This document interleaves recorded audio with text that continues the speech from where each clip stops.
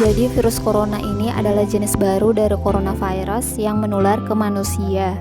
Walaupun lebih banyak menyerang lansia, virus ini sebenarnya bisa menyerang siapa saja, mulai dari bayi, anak-anak, hingga orang dewasa, termasuk ibu hamil dan ibu menyusui. Infeksi virus corona ini sendiri disebut COVID-19 dan pertama kali ditemukan di kota Wuhan, Cina pada akhir Desember 2019. Virus ini menular dengan sangat cepat dan telah menyebar ke hampir semua negara, termasuk di Indonesia, hanya dalam waktu beberapa bulan.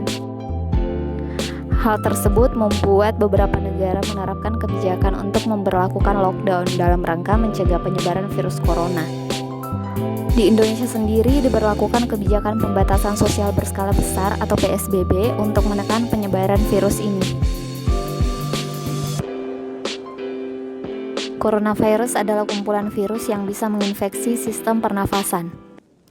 Namun, virus ini juga bisa menyebabkan infeksi pernafasan berat seperti infeksi paru-paru atau pneumonia. Gejala awal infeksi virus corona atau COVID-19 ini bisa menyerupai gejala flu, yaitu demam, pilek, batuk kering, sakit tenggorokan, dan sakit kepala. Setelah itu, gejala dapat hilang dan sembuh atau malah memberat. Seseorang dapat tertular COVID-19 melalui berbagai cara, yaitu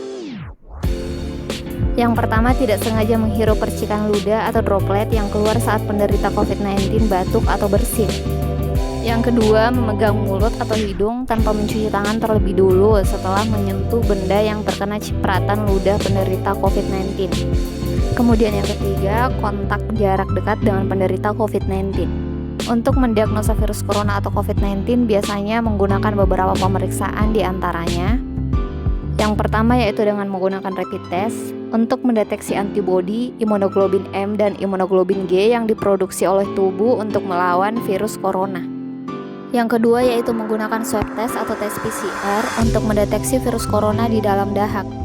Yang ketiga dengan menggunakan CT scan atau ronsen dada untuk mendeteksi infiltrat atau cairan di paru-paru.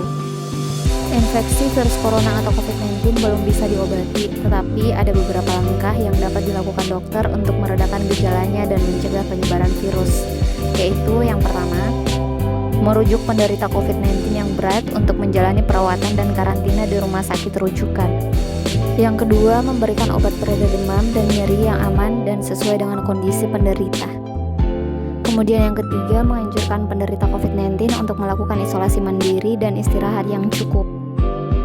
Kemudian menganjurkan penderita COVID-19 untuk banyak minum air putih untuk menjaga kadar cairan tubuh.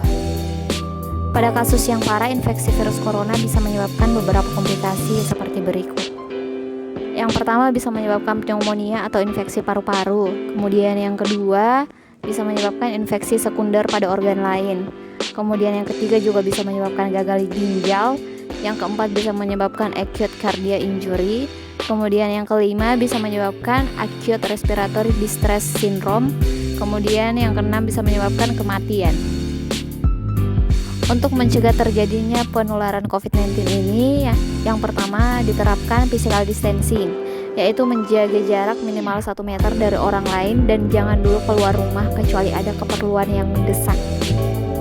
Yang kedua yaitu gunakan masker saat beraktivitas di tempat umum atau keramaian, termasuk saat pergi berbelanja bahan makanan.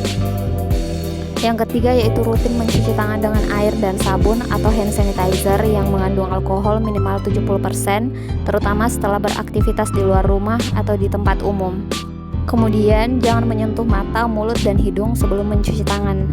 Kemudian yang kelima, tingkatkan daya tahan tubuh dengan pola hidup sehat, seperti mengkonsumsi makanan yang bergizi, berolahraga secara rutin, beristirahat yang cukup, dan mencegah stres. Kemudian hindari kontak dengan penderita COVID-19, orang yang dicurigai positif terinfeksi virus corona, atau orang yang sedang sakit demam, batuk, dan pilek. Lalu tutup mulut atau hidung dengan tisu saat batuk atau bersin, kemudian buang tisu ke tempat sampah. Kemudian yang terakhir, jaga kebersihan benda yang sering disentuh dan kebersihan lingkungan termasuk kebersihan rumah.